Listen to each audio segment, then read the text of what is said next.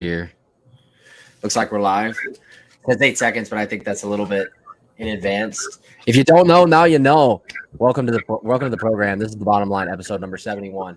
MMA 34, something that is going to be just damn near about an every week experience, or at least it has almost become so at this point. Last week, you can have Cox Communications to blame for there not being, I think maybe like episode 70 or what may have you. Welcome back to wonderful services of my man AJ Schullo from MMA Oddsbreaker and his own premium betting entities that he has. What is going on, my man? Thanks for having me on, Davidson. It's glad to be doing this with you again. Some slight technical difficulties last week prevented us from doing it, but everything happens for a reason, and happy to get diving right back into this card. And man, UFC's just rolling out these cards again. Another opportunity to enjoy this as fans. No doubt about it. And, you know, we're going to get into an array of topics. There's a lot to actually talk about, believe it or not, like whether it's been a quarantine or not, whether it's been, you know, different extenuating circumstances that come into cards that are being run during a time like this. It's never easy to really gauge just how some of these matchups are going to be made and just how deep a card is going to be. And I think that brings us, before we'll get into the Fight Island announcements, like everything that came out this week. You know, I tweeted out the other day, kind of a rundown of the 5 UFC title fight announcements that were announced all on the same day, from Khabib and Gaethje in September, all the way to the trio in July. We will touch on those, but you know, I want to get started looking ahead to Saturday night, as this show and program is supposed to do. AJ, you study a lot of film and you watch a lot of this tape on a lot of these guys. What was, you know, kind of doing the diagnostics of the film like for you? What stood out to you as maybe you asked me off the air? What's maybe your pick it to click it this weekend? You know, whatever fight's going to rock the boat. What should we be looking at on Saturday? I gave this one out on Twitter a few days ago, but one that really stands out to me is Derek Minner versus Jordan Griffin. They both kind of bring that sort of exciting style. And these two actually fought each other back in LFA. And Minner, an interesting thing I found about him on like researching is he's fought 35 times professionally and has only seen the judges' scorecards 3 times. So the guy's always in a finish fight, basically. So that's one that stands out. And we were talking a little bit beforehand. I think Merab Dvalishvili and Ray Borg is a fun one. While it's maybe not as likely to finish as that previous one, it should be like a high pace, like back and forth, grappling heavy sort of fight. So I think those are 2 that really stand out to me. You know, Merab is going to come in there and put the pace on anybody. Yeah, I saw you tweet an infatuation, much like I probably gazed in it whenever Merab took down Casey Kenny, as you noted. Pretty damn good judo practitioner, former LFA. Did he win both those belts in the LFA? Did he win flyweight and bantamweight champion? Both of those belts in the LFA? Casey Kenny. You're correct. Yes. You did? And Rob goes in there and takes him down 12 times, bro. Like, the kid is so impressive. Ray Borg, you'd have to imagine after struggling with Simone as he did, and we'll get into the ins and outs on the card, obviously 2 fights right above Borg and Dvalishvili, but just seeing his name on the card at this point, whether it's a fight night or a pay-per-view, really helps it jump off the page. The film study proves that's really what the broader point of what you're saying, huh? Yeah, and this I see you smile when you talk about it, because it's like, dude, watching that guy fight is so fun. It's like, damn.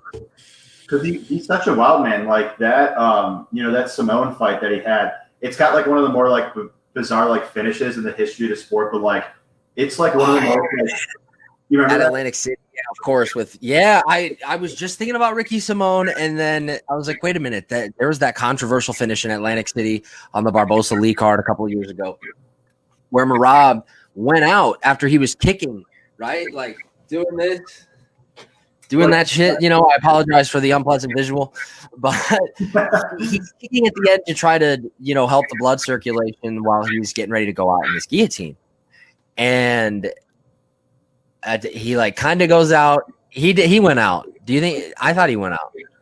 I don't think so. I understand like why he thought it, but he looked conscious, like right afterwards. Yeah. I think he more was more likely out when he actually hit the ground. Remember that where he like kind of dove in, and then I do. Oh, so you think it was at that point? You don't think it was at the end? What brings me to pause about it more than anything when you look at it is how his head bangs against the canvas, Mhm. like when his head bangs hard as shit against the canvas. And so when that happens, you're like, okay, this guy's out. But then even if you rule whether or not Merab is out, okay, there's an entirely different question you have to ask yourself if you're the Nevada Athletic Commission. That question being, all right, well, the fight's over. The horn sounded, he goes out. What do you want to rule in favor of happening first? That has a very large way and that's a very fine line you can draw in between TKO win for somebody, submission win for somebody, or vice versa.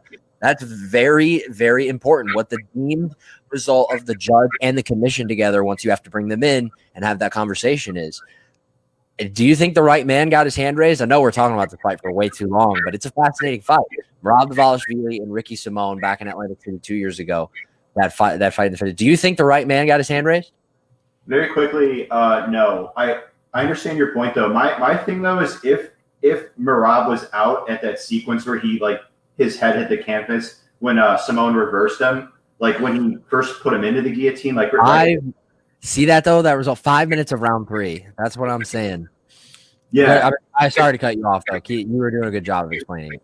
No, you're good. No, but my whole thing was it's like an if-then statement. So if the ref didn't stop it right then and there when Merab was potentially out, when he was reversed initially, right. I think the ref should have called it right there. My thing is if it went on the full 5 for that round and Merab was, like you said, kicking his legs a lot, and his eyes were open, he responded to Simone after Simone said something to him. So I think he was conscious, and you can make a case that the guy should be 5-0. I think Ray Longo said that as well. But yeah, that's crazy. Hey, dude, we're continuing to talk about bantamweight here. We're continuing to talk about guys from the Ray Longo stable here. Aljamain is going to be in that top 15, as we know, for a while. Merab's on it. How is Merab not there already? That's what I'm saying. He and Sean Malley. What do you think? He and Sean O'Malley? I think you could have that. We don't really know how. They'll never do that, though. Right, I agree. Maybe like a Brett Johns or a Jack Shore type. You can't kill off 2 true contenders, and I think both of those guys know that. Yeah, absolutely. Yeah, we don't know exactly how good Sean's wrestling is. He competed in Quintet Ultra, but obviously he's a tremendous prospect. But if somebody were to really test him, it would come from a guy that's higher up in the weight class and have some good grappling. Then we could have some questions answered as to how good his grappling is. These previous couple matchups, they were tests for him, but they tested him in a different way, more so striking than pure grappling. So I think that would be the biggest test for him, and maybe he passes it. But we'll have to see. I don't see. He doesn't give me a reason at all throughout his UFC tenure for me to say, why the hell not? The kid is phenomenal. Okay, so really quickly before we dive into the preview of this card, there was an avalanche of news that came out this week about all things future and all things that we potentially, or at least some of us, if you pay attention more than others, we're already aware of, that being Yas Island, the location of the famed, or at least infamous, UFC 112, is going to be the location of quote-unquote Fight Island. Now, here's the thing with quote-unquote Fight Island. Dana contradicted himself because, remember, he goes out, he shows his big guns, he's like, I bought an island. Literally at the last press conference, he said, I never said I bought an island. Did you hear him say that? He said at the last press conference, I never said I bought an island. Motherfucker, yes you did. Yes you did. You said you bought an island. Yeah, I actually didn't hear that, but Dana's probably just been so overwhelmed. Maybe he just forgot it. But I'm just happy that it's a thing though, because there's some people that were questioning it, and I think rightfully so. Is this a legit thing, or is this just something that they're hyping up? I'm actually glad that it's real, and they have fights scheduled for there. You said the 3 fights back to back early on, but the fact that it's going on, and I think you said it's in Dubai or that area, and you got fights already, and it's a way, Dana's smart in giving that he wants to incorporate the international fighters, so they have a location where they could go and fight, because these cards have been fighters in the States or trained in the States, and it's just they're kind of limited to that. That's why we're seeing some fighters, and even on this card, fight a couple times here in a short span. So very nice. That's something I was going to bring up too. I mean, you see Roosevelt Roberts just taking that short notice fight with Jim Miller. I mean, they're pretty much all short notice fights at this point, and that's what Charles Rosa and Kevin Aguilar kind of is on this card. The only reason those two, kind of native 145ers are fighting at 155 is because of the notice. The only reason that Marlon Vera and Song Yadong fought at 145 is because of the notice. I mean, Song Yadong didn't even make it to the octagon in that fight due to visa reasons. But at the end of the day, we're still just happy that we're rolling along, and I'm just ready for the avalanche. We're gonna get either one of the two things. We're on Saturday once everything is said and done. We're gonna get an avalanche of this is one of those cards that doesn't have anything on paper but ends up being great. I feel that might be coming.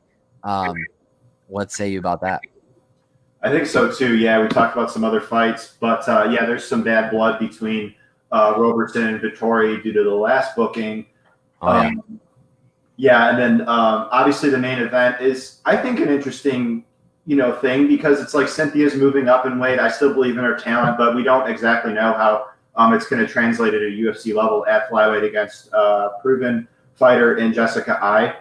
So I am looking forward to that. And also we were talking a little bit about Charles Jourdain, prospect with some upside here. He's an exciting guy. The fight with Feely should be fun. I'm looking at this gentleman. I don't want to pronounce his name because I'm most likely going to pronounce it wrong. The gentleman taking the fight on short notice against Tyson Nam. I believe that's how you pronounce it. What's that? I believe you pronounce it Zaruk Adatev. Okay, I'll go with that. I think if I'm wrong, I'm wrong, but I think that's how you pronounce it. It's all good. Yeah, no, the gentleman, he his highlights are just like, or rather the footage of him is so limited, but like the stuff that I find about him, it's like he's like a high action guy. He's aggressive. He comes out there throwing power strikes. He throws really hard leg kicks. He's got a kickboxing background. He's got a hand-to-hand combat background. So that guy's like level of excitement can like really ramp up that fight, even though like Nam isn't like no, he hasn't shown to be like a knockout for the UFC fight of the night guy, but maybe he brings that style out in Nam, and that one's fun as well. Yeah, no doubt about it. We were talking about this off the air before it started. You have Tim Elliott, who, coming into this weekend was completely uninjured, was completely unbothered by anything nagging from what was a submission loss to Brandon Raw Dog Royval. I lost my mind when they said that as his nickname. That's ridiculous. But Elliott was going to take this fight, and at least according to him on social media, he has said that the Nevada State Athletic Commission said no. Real quick before we just dive in to we'll get into the main event, obviously, co-main, and we'll try to run down this card, try to wrap this up. It's about the hour mark, something responsible. And of the fights that we have now on the horizon that have UFC gold attached, is there one that you're fascinated by more than the other? Obviously, you have the aspects of a trilogy that come with the juiciness of it. It's hard to get juicier than a lightweight unification bout, B, a welterweight fight between two longtime teammates that fought in weight classes. A rematch between a longtime champion being Max Holloway, and obviously, you could go a lot of ways. Or, like I said at the beginning, the trilogy fight that really defined through the best heavyweight of this era is. There's a lot of interest on the table. Which one piques your interest the most? I got to go with Stipe DC, just because it's a trilogy, like you said. It's not easy, though, like you said. Usman, Burns, Holloway, Volkanovski, even though I like Jan Aldo, man. I love Jan Aldo. And then you got to think Aljamain now gets that shot, or if one of those guys can't give it a go, that he could step in on short notice. I'm sure he'd take that. But yeah, I'd go Stipe DC just so we have more clarity on who's the baddest man on the planet and the trilogy. Yeah, and there are a lot of people as well that are forgetting that there is, going to be another title fight hedged in between July 11th and Stipe in DC, and that is the rematch between Benavidez and Figueredo. Is that right? I think that's like somewhere in between there, late July. The odds say that fight will take place on July 18th. July 18th. Mm-hmm. So, 2 weeks beforehand, that DC fight. Or, excuse me, about a month. Yeah, a little under a month. Regardless. All right. So we look at this. All right. And I'm just saying that to be a dick. Jessica I and Cynthia Calvillo are obviously on the top of the bill. The first thing that came across people's mind is you said, what? Main event? Main event is what we got going on here? I get it. I get it from both sides. I get the booking. I get the placement. I get the matchup. I get the fan backlash. I get all of it. But we have to remember something that Dana White barely lets us forget. And that is, this is a crazy fucking time to be making these fights. And so when you run out of pool in your American talent, sometimes this is what you got. And I'm not trying to drag this through the mud. I'm really not. I'm going to shut up and I'm going to let you take this over because I feel like I'm making this sound worse than I actually am leading it out to be or am leading my excitement level to suggest. I think there are some implications here if Cynthia wins in terms of like a title shot because while Valentina is getting healed up from her injury and while Joanne for the time being can't travel until the fight island is totally assembled and scheduled and whatnot. I think Cynthia, you can make a case, can get a title shot here, even though it's just one win in this weight class because she is riding momentum and now she's getting Jessica I, who very recently fought for the title. And I think that she would be up towards the top of the rankings. I do think they would try and do Joanne versus Valentina first. But should Valentina win, I would think that Calvillo would actually be a front runner in getting the next title shot. That's how I see it right now. It sounds a little bold because that would just be one win at this weight class. But she's certainly talented. And certainly someone in the fray, right? Like it puts someone like back into focus because you almost have to go down the list at one point. You beat Carmouche and then you cut her. Okay. All right then. And then you go to I, and then you go now to Chukagian, and now you go to Calderwood. You're just, tick, tick, tick, tick, tick, going right down the line. And Calvillo would add kind of depth to that. You disagree? No, I don't disagree at all. Yeah, you add depth, and she's just also like, even if she doesn't get it right away, like she'll always be like a player in this division because she's talented. I'm looking at the rankings here, and Jessica I is actually ranked first. So yeah, more contender technically, like according to the rankings, if you view it like that. Yeah, I know there's always a little controversy with the rankings, but yeah, I mean, if she gets this win, she just beat the number one woman in this weight class, contender-wise. So, yeah, I think that a case can be made that she gets it. Can I also say? Hold on. All right, for our visual viewers, hold on. This has also been the fight week, and whether it's because of I have no explanation for this. Hold on. We are pulling this up for the video. This sudden phenomenon in MMA Twitter, right, has swept everywhere. And I don't know whether I'm getting tired of it or if it's getting funnier. Bro, we've got issues here. I mean, dude, bro. Dude, they don't look so good, man. What is going on? Bro, this has literally dominated Twitter all week long. Guys are turning into women. women are turned into guys, and someone took this concept and ran with it. Have you been having fun with these or what? This is the first one I've seen, to be honest with you, and I'm blown away. Really? Oh, dude, they're all over the place. I'm not following the right people. Dude, oh no, it was Gilbert. Okay, it was on Gilbert's Twitter. Gilbert retweeted this. This one's even worse. Oh, Gilbert. Okay. Yeah, look at this. Oh my god. Bro. What is even happening? I don't even. Okay. Unbelievable. That's been really what has swept Twitter this week. Like I saw Joanna Jacek with like a mohawk, like now she has like a guy, like she like looks like a dude. She looks like a brother, like for real. Like she literally looks like a man. Like they do these so well. It's absurd. People have way too much time on their hands.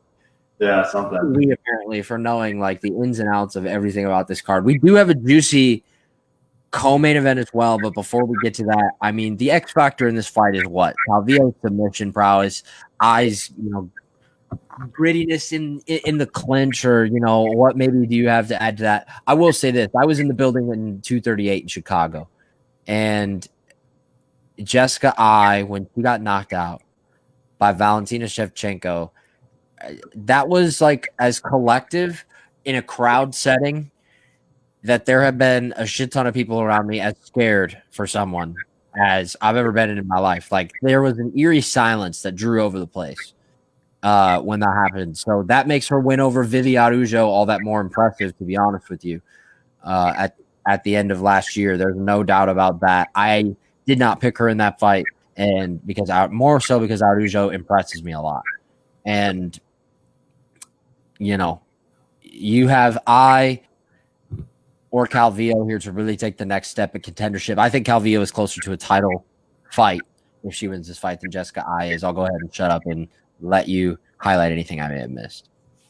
Yeah, I agreed with a lot of what you said. I was on Vivian as well. I also bet her. And Jessica still went out there. She utilized her very good boxing skills, pressured, landed a lot of volume, and kind of wore Vivian out, was able to get up from the takedowns when she was taken down.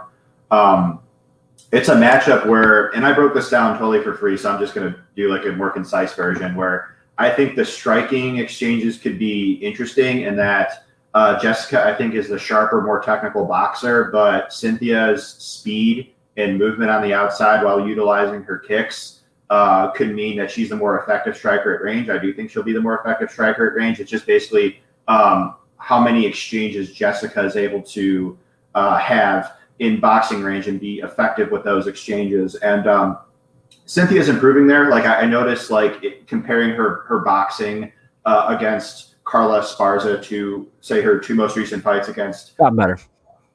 What's that? It's gotten better. There's no doubt about it. Oh yeah, and I have to attribute that a lot to she's still young. I mean, she's only fought a few times professionally, and working with Justin Buchholz, and now doing this camp at American Kickboxing Academy.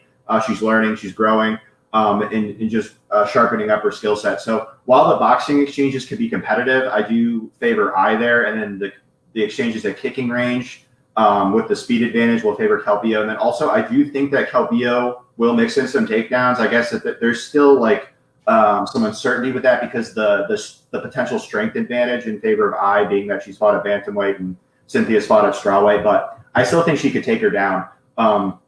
Like the camp change in American Kickboxing Academy, I've noticed.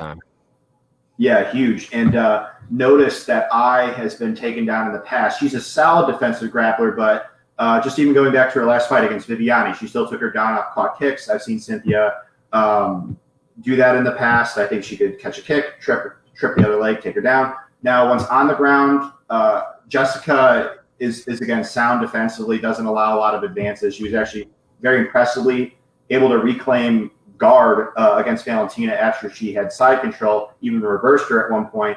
But Cynthia has a different style in top position. She's a very good technical grappler, but her scrambling ability, she's so smooth in transition and quick and good at taking the back. That's where I think that those exchanges will favor her. Not expecting her to submit because again, is still sound defensively, tough to submit, but those exchanges on the ground combined with the exchanges at kicking range should, I think, help propel Cynthia to victory. So I'm going to pick her to win for free, as I broke this down for free already. There we go. There's your free pick. Lock that in this week. Cynthia Calvillo right now, or at least according to the Tapology site, -110. I mean, dude, I think this is an even pick 'em fight, don't you think? This to me feels like a fight that should be even. Maybe, I mean, you're favoring and giving out your pick right here. Ding, ding, ding. Like I said, lock it in. Cynthia Calvillo this weekend, courtesy of AJ Schullo. What solidified it for you in the end? I just think in the end, those the striking exchanges where Jessica's more likely to have success. I do trust the speed of Cynthia, and she's going to be a lot faster. Make no mistake about it. She's the faster fighter in this fight. Yeah, and she also I think that you said with the pick'em, there's a little bit of recency bias there because Cynthia didn't look at her best last time out against Marina Rodriguez, but she did not. Marina Rodriguez. It's hard to look good against Marina Rodriguez, and I'm sure that's another fighter that you love watching film on. Her Muay Thai, unbelievable. The way that she gets going in the clinch and the way that she fires kicks off, at least from long range and in close quarters, she's very impressive. She is very impressive. She's a very good striker, checks a lot of boxes, and so I think there's a little bit of like recency bias there. But I do think with her improving fight to fight, she could close that gap with the boxing exchanges and then have more success at kicking range. Both women land in solid volume. The cardio is kind of a question mark because neither woman has actually been 5 rounds. I know Jessica was training for 5 rounds, like you said, against Valentina, but it just didn't materialize. So yeah, it's one of those things, and kind of like a different but similar example, Alonzo Menafield. I'm not ready to automatically assume that somebody has bad cardio if they haven't been past X time mark in a fight, but I'm kind of just it's the great unknown. And as a bettor and as someone that's got a handicap betting, that has got to be something that is just it is the great unknown. And here's a good example, right? Modestas Bukauskas, okay? I think that's how you pronounce his last name. He's the Cage Warriors light heavyweight champion. He gets signed this week. He's coming over to fight Vinicius Mojeda, right?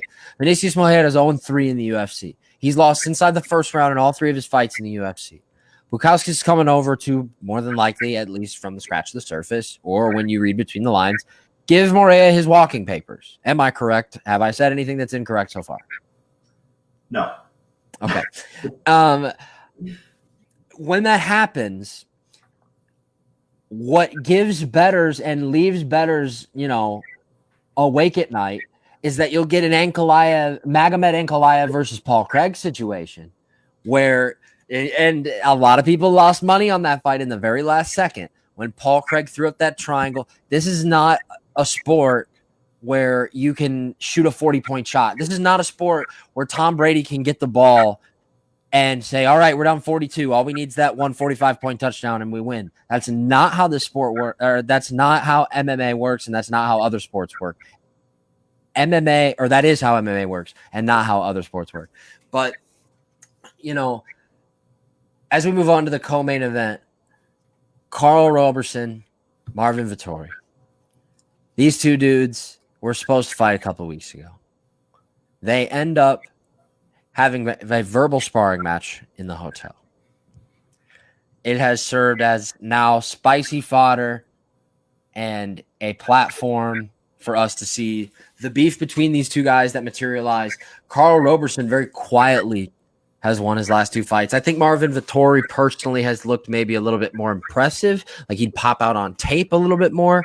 Your initial film study, does it reveal that Marvin Vettori should be at -205? That's what I'll ask you. Is he a -205 favorite? I think that's a little bit steep. I like Robertson potentially in this matchup. I still really haven't made a pick. It's a close fight. I hate to not be decisive in the initial jump here, but I'll explain. Yeah. And it kind of depends.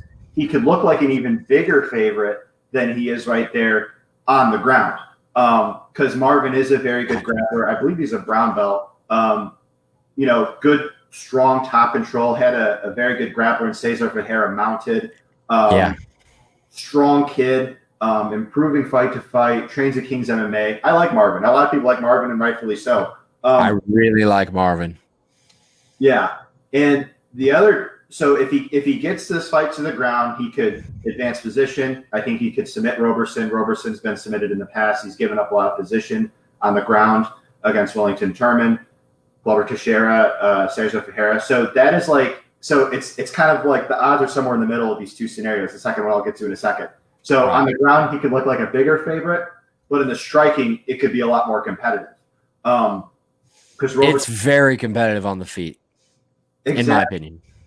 And that's why like the odds are a little interesting, because it's like I think they're kind of taking those two scenarios into consideration, and it's because Marvin has shown in the past that he doesn't, not that he has no urgency, but there's some times where he doesn't get the fight to the ground as urgently as you'd like him to.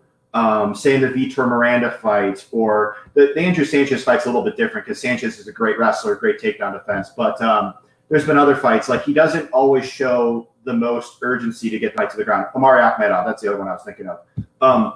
So like you said, with Roberson and Vettori being good strikers, I think the striking exchange will be fairly competitive. They're defensively sound, very durable. They have some solid volume. Roberson's got the kickboxing background. Marvin looked sharp and excellent his last time out. So those exchanges will be competitive, but where Marvin could look like an even bigger favorite is on the ground in top position. So it's somewhere in the middle of those two scenarios. So the odds make sense in a way. If that makes sense. Somewhat. I mean, I think they make sense. Like, it's not like they don't make sense. It's a little much, at least for me. But Marvin Vettori has looked very impressive. And minus 205, you did make a good point. Could be very evident when the fight hits the mat. Because I think I agree with you 100%. I think that's where Vettori has his cake and eats it too here, right? Oh, yeah. I agree. We talked a little bit too much about this fight at the very beginning, almost. But feels like a long time ago Ray Borg was getting flying armbarred by DJ, huh? Feels like it was a century ago. And we might not see anything like that again for a long time, but if it does, hey, that'll be special again.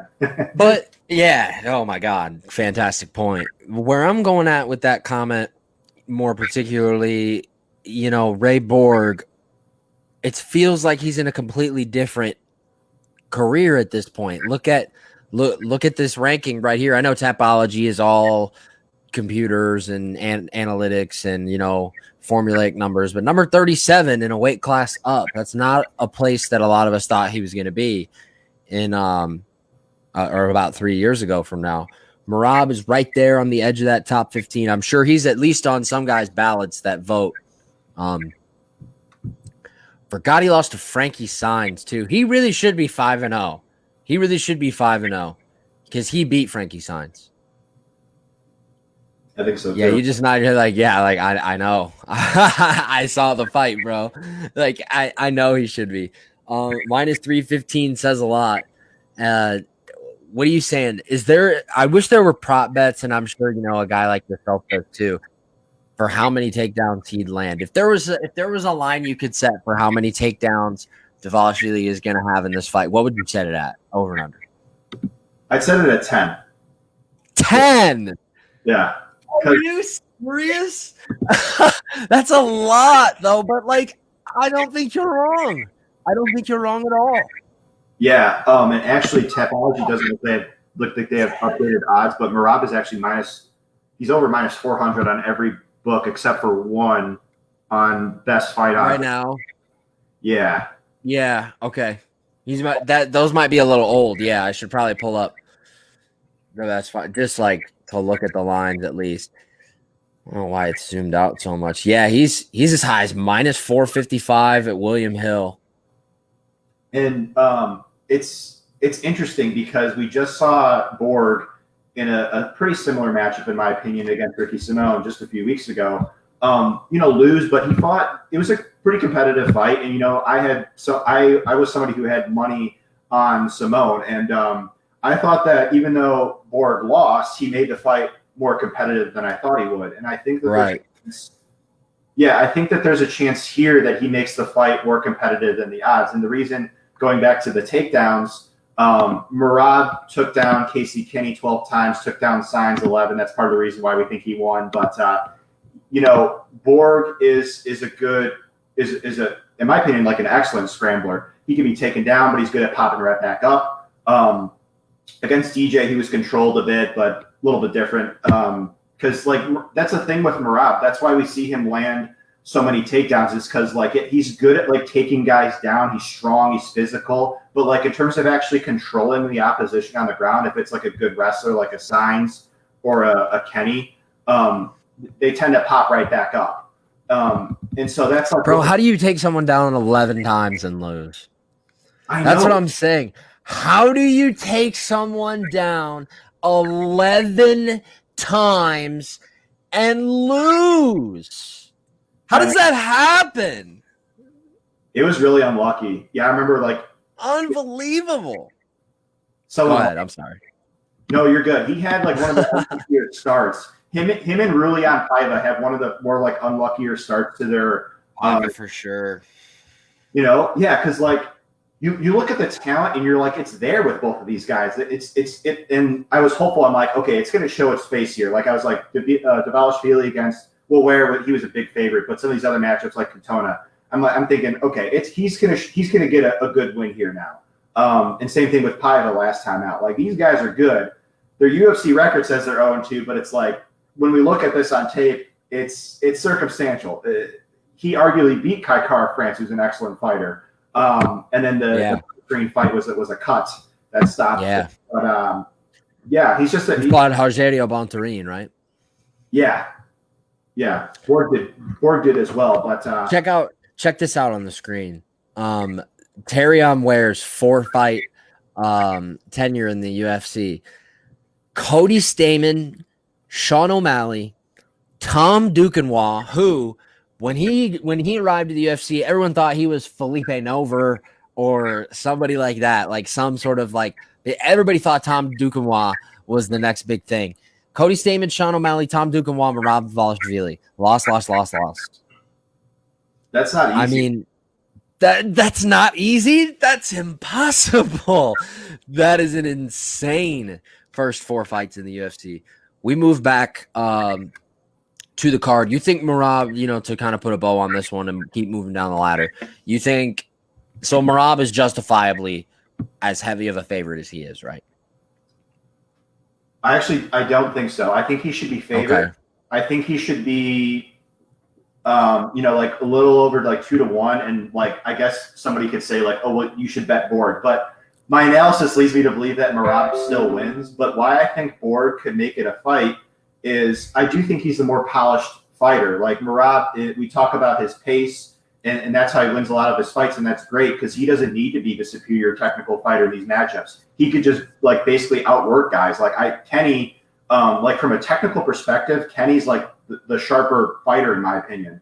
But he was still able to beat Kenny because of the pace. But that's why it's a little bit different here for me because he is a little bit like wild. And while I don't want to just rely on like he could just slip on a banana peel logic to say that Borg should outright win, that's kind of my logic to why I'm not going to bet him at over 4-1 because Borg, in my opinion, is the better striker.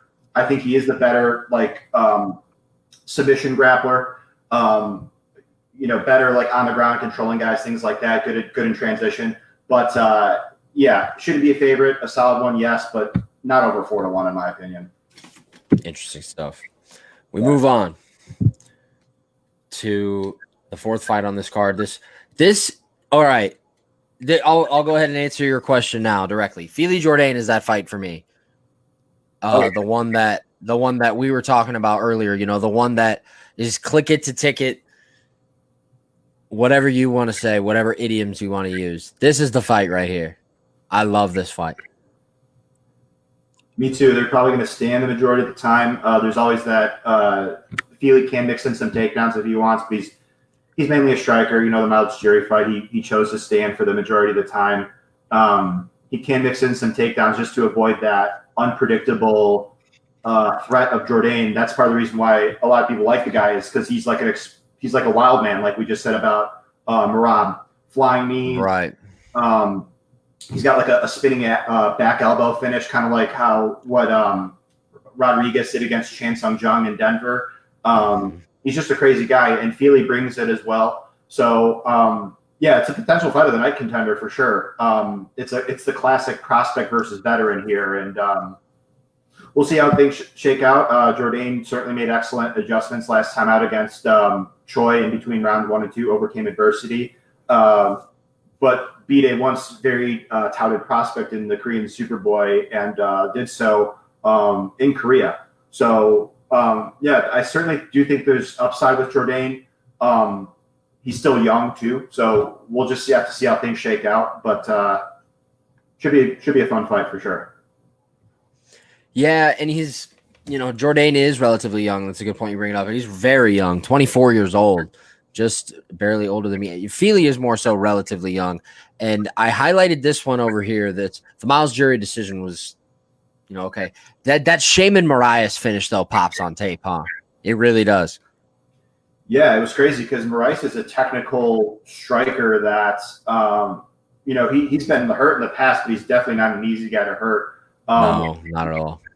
Yeah, like it was. He lasted almost like 15 minutes with a dominant Zabit. Like Zabit was putting it on him for 15 minutes, and he almost survived the whole thing, but he tapped to an anaconda at the end. Yeah, and then went a full 15 with Yusuf, even though Yusuf knocked him down. The fight was fairly competitive if you take away the knockdown. Right. So, yeah, the dude's got some striking talent. And I'm really happy that Andre, because he did that in Sacramento, which is where I believe he's from. And, I had a little money on him as well. So it was nice to see him do well there. Yeah, he went out there. He rocked him with the head kick, if memory serves correct. And then Moraes recovered a little bit. It looked like he recovered, but he wasn't fully there. And then I believe Andre hit him with a jab or a cross, and that's what finished the fight. So he got a quick first-round finish against the guy who I was a little bit surprised to see get cut from the UFC, but, like you said, he's a Who are you talking about? That got cut? Shaman Moraes. Yeah. Right. He's another guy like where like you look at the names he was given, it's like, this is really good competition. Yusuf, Feely, Zabit. They gave him a tough UFC schedule. Same thing with Terrion Ware. Oh yeah. It is what it is. I guess maybe he works his way back, but even though the guy's out of the UFC, I think that's a good win. Like yourself, you put up on social media this week that you think this is the most interesting fighter, at least to pick, or the one that you gave away, or at least on social media this week. Also, in addition to making the pick of Calvillo, Mark De La Rosa, you like him in this matchup against Jordan Espinoza. Yeah, I gave this out as a free bet. Something I want to try out. It's not that he's necessarily like my most confident pick or anything like that. I just wanted to, give an underdog that, I think does have a legitimate chance to win. He's doing this camp at Team Oyama, which I think is a good move. Because that's where Perez trains. Saw a picture of the two of them on Instagram. And Perez, as we know, fought Espinoza back in January. Right. So, and both guys, I think, backs are against the wall. I think Espinoza did a camp change as well. But just concisely, I like De La Rosa to win. I think he should be favored here, to be honest. I think that he has a submission grappling technical advantage. If he could get this fight to the ground, I think he could submit Espinoza. It's kind of two parts. Like you could look at the fact that Espinoza lost his last two fights to Perez and Schnell, who are talented grapplers. But then I also look at the fact of like how easily they were able to do it. And it was just a little bit, it makes me think that, De La Rosa could do the same if he gets in an advantageous position. And in the striking, I think De La Rosa is more polished. Yeah, Espinosa is a guy where, like, and it's been brought up in the past, and you're no stranger to it, where we talk about like athletes versus like mixed martial artists. Right. And I think Espinosa is like a good athlete, but I don't necessarily think he's the most polished technical mixed martial artist. He's got some skill, but like his game is like he wants to move on his outside, uses agility, enter range and land power strikes. But then when he does that, he keeps his hands low and his head is on the center line. And that's why we saw Shelton counter him as many times as we did. And he's also been hurt in the past. So I trust the technical proficiencies of De La Rosa more. I trust him more to win rounds. And he hasn't shown to be the most efficient wrestler, but I think he could pressure Espinoza and kind of cause like a little bit of like overwhelm like Perez did, take him down from the body lock and from there past the guard and get the rear naked choke. So sorry. I could see that happening. He's kind of a rear naked choke specialist. He and his wife were. Didn't they each have their own on the same night? No, you're thinking they won on the same night, right? No, because that was the fight where he fought Paiva. That he lost. Oh, so they fought on the same night, but he lost. Right, he lost and she won. She beat Word. Who did she beat? The woman that just fought. Barella. Mara Romero. Mara Barella. Yeah. So history was made. Fun time in the UFC. Speaking of the 125-pound division, an original 115er, Hannah Cyphers, she's taking a very risky fight, in my opinion, against Maria Agapova. You nod your head in approvement of the comment I just made. For what reason, my friend? Because this fight, and I could tell you're thinking of it as at flyweight, and just aside from the skill of Agapova, which is good, Agapova is like long for flyweight. She's got like a 70-inch reach, which is crazy. That is so crazy. Right?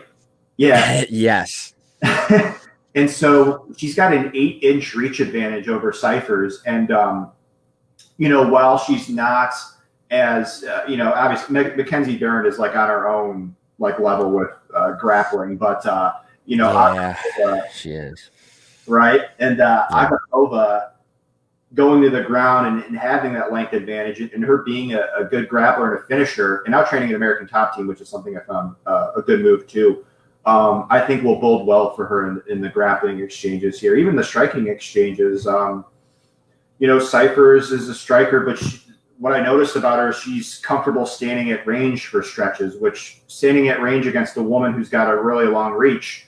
Do I think that Agapova's striking can be improved? Yes, but that's going to improve as she's young and she's training at a good camp. But that type of game kind of reminds me of Hannah Goldie versus Miranda Granger. It's like Goldie's I remember that fight. You remember? Yeah, and you could say that Goldie's the more polished striker, but her game is reliant on doing damage from range, and Granger has the length advantage. So that's kind of what I see here. I couldn't have said it better myself. I actually had to tape. I had to do tape diagnostics for that fight when I was doing my column on a column I missed doing and want to start doing again. So if anyone is listening to this that needs a writer on their website that needs Octagon Jitters to come back, I was writing a column called Octagon Jitters where you kind of like strip down the tape from all of the debutantes or whatever you want to call it, each fighter making their debut in the UFC. I kind of like would keep a running count in my notes too about like which countries are being represented the best, like what their win-loss record was, like, and I'd put it all in my column. I miss doing it. I wish I could do it again. I'd like to do it again soon. But regardless, this would be, Agapova making her debut in this fight. It's not particularly widespread, I don't believe, on the live line. What is it at again? Oh, yeah, it kind of is. Agapova minus 280, as high as minus 280. Do you think someone raised a good point to me last night on Twitter? They said no female MMA fighter should be greater than minus 500 unless it's Amanda Nunes or Valentina Shevchenko. Your assessment of that statement is what? I don't know. It's hard for me to say that from a general perspective. I need to put names to numbers for me to really say. Yeah, because I think that's a well-informed response. I really do. Thank you. Yeah, it's like, well, I think part of the reason why that person said it is because we're used to seeing Amanda Nunes as those and Valentina as big favorites, and then going out and proving that they should be big favorites basically. Whereas we just don't see that many other women as like minus 500. Like maybe Joanna a few times perhaps, but. If memory serves.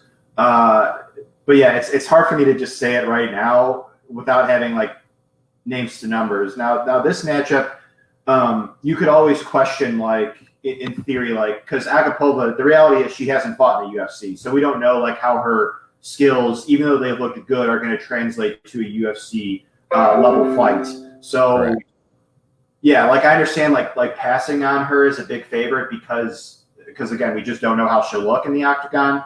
But then again, it's hard for me to just say like right off every large favorite in that circumstance and say that they might not necessarily perform like the odds indicate. Kevin Aguilar seems to me like the live dog in this fight, or not. He's not an underdog actually, -165. But I really like Kevin Aguilar in this matchup here with Charles Rosa. I feel like this is a really good fight for him. Yeah, and especially because Rosa just, man, the way he lost last time out against Mitchell was just, obviously big ups to Mitchell. Mitchell looked excellent with his wrestling and his control. He had him in the twister several times. And, I'm somebody that I'll just come out and say it. I bet on Charles Rosa there. And I thought that he could have made that fight competitive, if not win. And it was concerning seeing him look that way. And even though Aguilar won't pose that same threat that Mitchell did, it's still. So I advised someone to bet on Charles Rosa against Bryce Mitchell too. I was incorrect. I missed on that. I watched that film very closely, and I liked Charles Rosa's chances, and boy, was I wrong. Yeah, and part of it makes me think that, maybe he's just not performing at the level he was prior to his neck surgery. He took that 30-month layoff. Because I was just rewatching his fight against Burgos, because Burgos is fighting next week. Can't wait. Can't wait. Yeah, right. Against Emmett, that'll be fun. Yeah. He was competitive with Burgos. Like, whether you want to say he was winning up until the knockout or not, I mean, the fact that he was competitive against a guy like Shane Burgos is impressive. But just how he looked the last time out, and just, I do like your point about Aguilar. Yeah, his takedown defense is strong. Should be able to keep the fight standing. And the thing though with this matchup is it's kind of similar to the main event, where it's like at kicking range, I think those exchanges will favor Rosa. He wants to throw kicks and move, whereas Aguilar is the boxer. And while the case could be made that Aguilar is the sharper, better striker, he needs to close that distance against a moving on the outside Rosa that's going to be throwing kicks the whole time and either hurt him or be the more effective striker. So it's kind of a tricky fight for those reasons, and also due to the fact that not just Rosa, but Aguilar didn't perform ideally last time out as well. And even the time before that, even though Ige is very talented, it's a trickier fight to break down just due to how they both look recently, Totally. I totally hear where you're coming from. And, Aguilar's been a hard guy to kind of gauge too over his career, even at 145. Now that we're at 155, I don't see that playing any difference. I think these guys are going to match up about the same at either weight, right?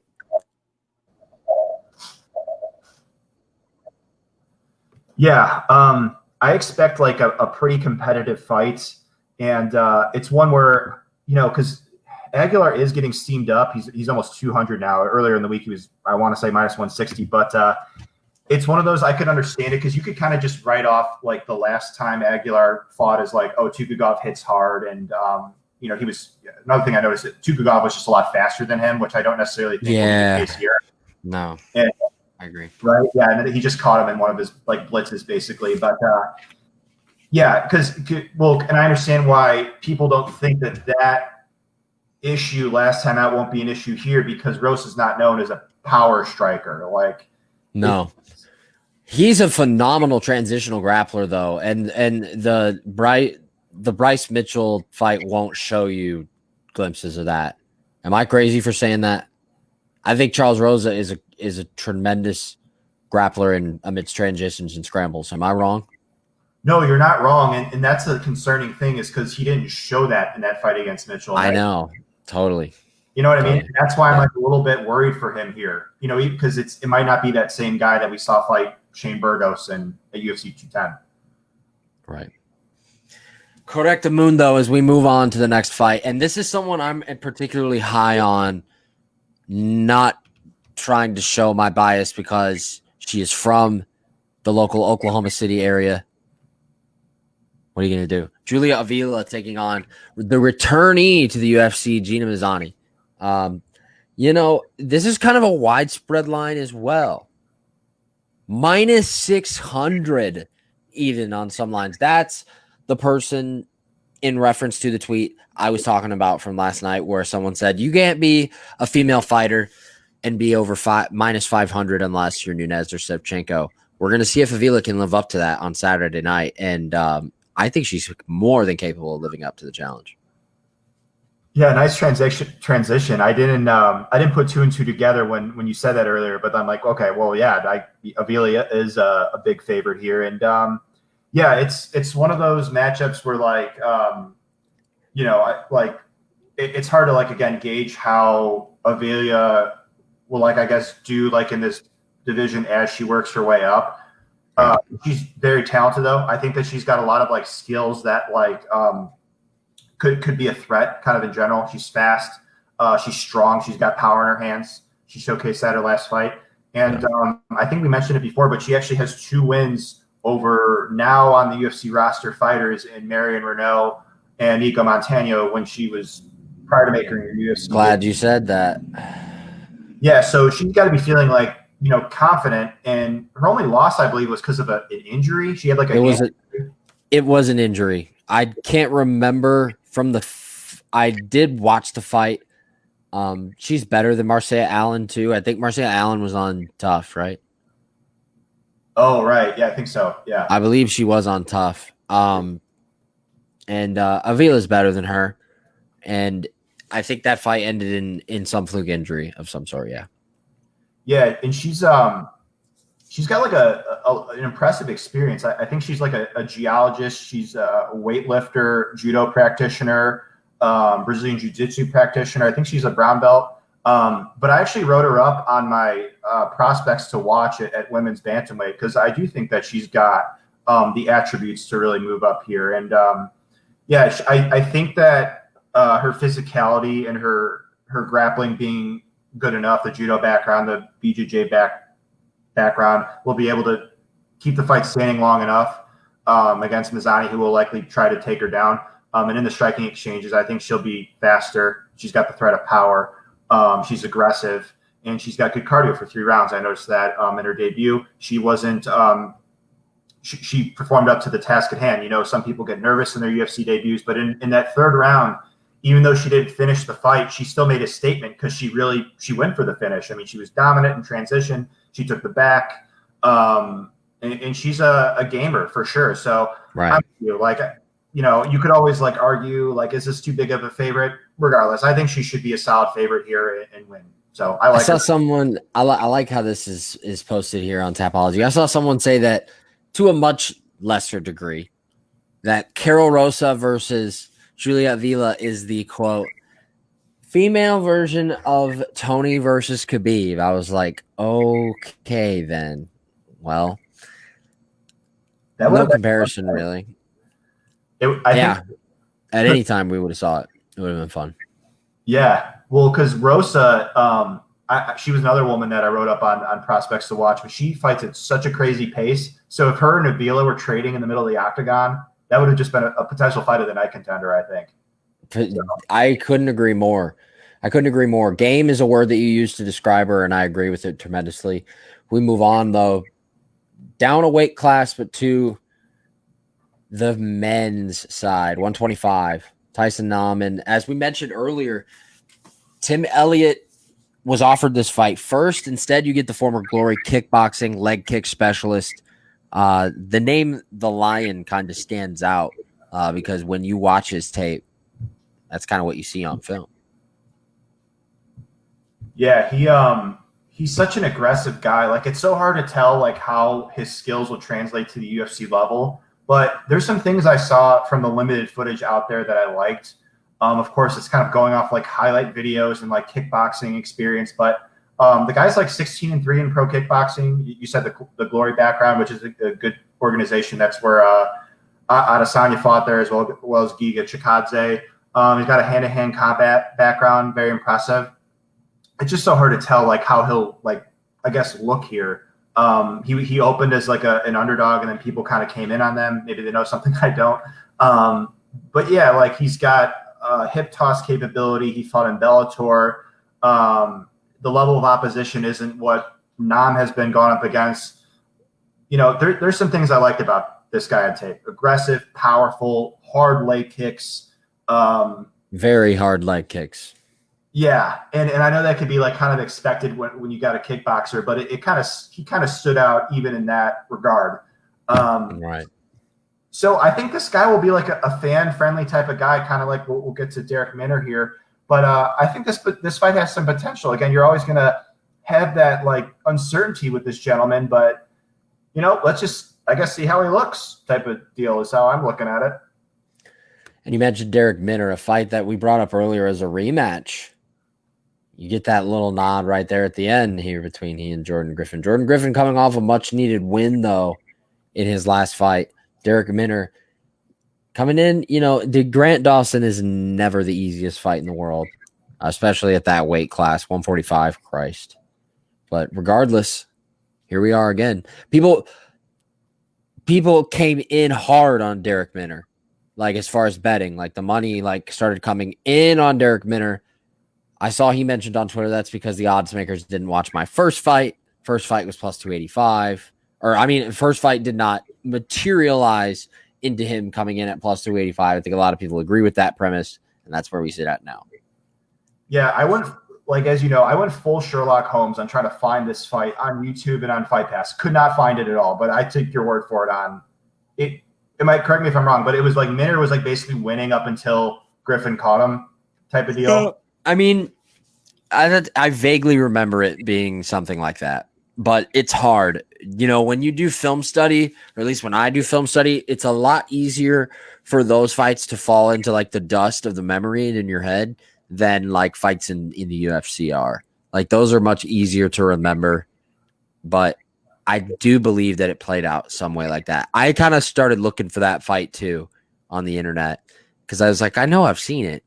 Because when I used to do Contender Series previews, Jordan Griffin ran right through one of them. And I did watch the first fight. Okay, yeah, because I think that's the logic as to why we saw Griffin as such a big favorite, and then I saw a lot of people coming on Minner. And if that was the case where he basically was winning up until Griffin caught him, then I can understand it. My thing with these two is, well, right out of the gate, this is going to be a fun fight. I think this has fight of the night potential. Right. Yeah, and when people kind of put those words together, they kind of the general consensus is like stand and bang type of deal. But I think this will be grapple aggressively type of fight, like Tim Elliott and Brandon Royval, for instance. It primarily took place on the ground, but it didn't fight of the night because it was just so high action. And right. Minner is that type of guy. He's fought 35 times professionally. He's only been to the judges' scorecards 3 times. And it's because he so aggressively goes for the finish. And offensively, his grappling is strong. He's got proficient takedown capabilities. He's got a tight squeeze. Even though, like you said, Grant Dawson, even though he lost there, he had Dawson grimacing, had a tight guillotine choke on him. Dude undoubtedly has a good squeeze, and that might be enough for him to submit Griffin here, who has been put in bad positions on the ground multiple times, has been submitted in the past. But Griffin hasn't been submitted in the UFC. Guy's got a strong will to win. Guy doesn't get discouraged. Chas Skelly, very deep submission attempt on him, didn't tap, went on to go the distance. So I basically think it'll be a fight where Minner will come out aggressive and either finish Griffin early on, and if he doesn't, I think he'll actually tire out. Right. You can get tired multiple times on tape. It kind of makes sense. He's just like kind of overly aggressive, basically. Yeah. And when that happens, I think Griffin will have opportunities to finish the fight because they're interesting fighters in that, like, defensively, they've both been submitted. I've seen them get put in bad spots on the ground, but like offensively, they've got some submission chops for sure. So yeah. That's kind of why I like this fight. And in a 25-foot cage, I think it'll make it even more action-packed. Oh, no doubt about it. That's been proven at this point, or at least from my vantage point, it gives you that Contender Series type feel, at least when you notice those types of like ins and outs of it, right? That's how I feel. I love it. Yeah. We didn't really know how it was going to work out. Like there was really smart people, and rightfully so, thinking there would be more finish materialized. It makes sense, smaller surface area. And we're really seeing people get right after it, which is awesome. Just like the Contender Series, like you said. God. Excuse me, but I do love the Contender Series, like, more than anything. Like, that's my favorite thing in the world. And I can't wait for it to come back. It's going to be fantastic. Me too. This fight materialized very late and for bizarre reasons. Christian Aguilera, I feel, has been on the cusp of signing a UFC deal for like decades now, years. He's been on the cusp of it for a while. He probably could have signed when he was 11-4. Anthony Ivy, though, did you watch any of his tape? I assume yes, but I watched a few of Anthony Ivy's fights. What he's explosive. Yeah, it's gonna sound kind of funny, but he kind of reminds me of Merab Dvalishvili. He's a takedown artist. You know what I mean? He's like a takedown artist, but he doesn't always show that he's good at controlling guys on the ground. He's gotten some submissions, he's gotten some ground and pound finishes, but in a lot of his fights, he's taking his opposition down, and they're popping right back up. So for those DraftKings players out there that like to get those takedown points, he's like a good guy. Like if he wins, he's gonna get a lot of those most likely.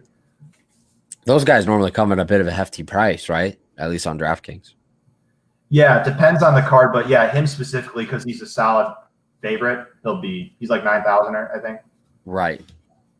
No, I mean, Aguilera has suffered. I think like right when, it wasn't that one.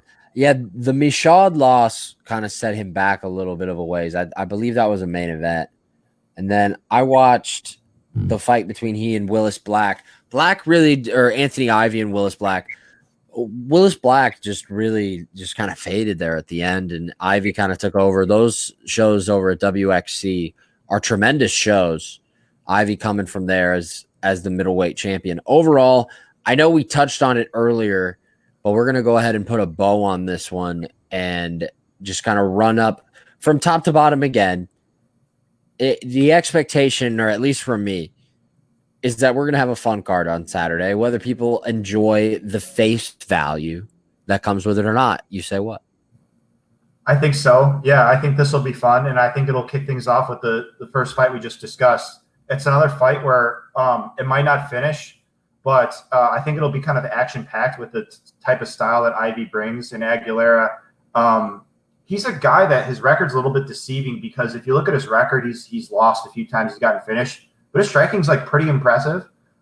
So I think that'll be a striker versus grappler, even though Aguilera, per his Instagram's a brown belt, I believe, under 10 minutes. So yeah, I think it'll start with that fight, and then from then on, we'll have some exciting bouts because right after that, Minner Griffin. Then we've got our guy here making his UFC debut on short notice, who again on tape, it's kind of a wild card, but could be fun. And then from then on, yeah, I think it'll be fun, and then end with a main event that, as we said, first off has implications here, at least for Calvillo. If she wins, maybe she gets a title shot. 110%, my man. We should do some more of these. No, I'm just kidding. At this point, we have been doing some more of these. Third one that we've done, we should have had it going last week. I think my level of excitement for next week, we'll be right back here Thursday or Friday. I have a recap show for this card sandwiched in between now and then. That will be. I've invited a few people to come on my podcast lately. Who is it going to be with me on Monday? It's my man Mike Pendleton. Mike Pendleton will be with me here on Monday. He's been doing great things up in New Jersey with SiriusXM, Fight Nation, and numerous other outlets, bjpenn.com, The Scrap. He'll be with me to recap on Monday, kind of give a brief look ahead to where I assume AJ and I will be sitting right back here in this same spot again next week. Sounds good to me. All right, my man. We will see you guys next week. Remember, if you like content like this, go ahead and hit the like and subscribe button on YouTube eventually when it's put on there. For those that are the post-mortem listeners, iTunes, Spotify, everywhere that you go, hit the like, hit the subscribe. That's what we like. This is now monetized. We're getting there, man. We're going places. We're getting there, and we're going to take it there one week at a time, one card at a time. Again, I appreciate you, AJ. Thanks for coming on, man. Likewise. Thanks for having me. Yes, sir.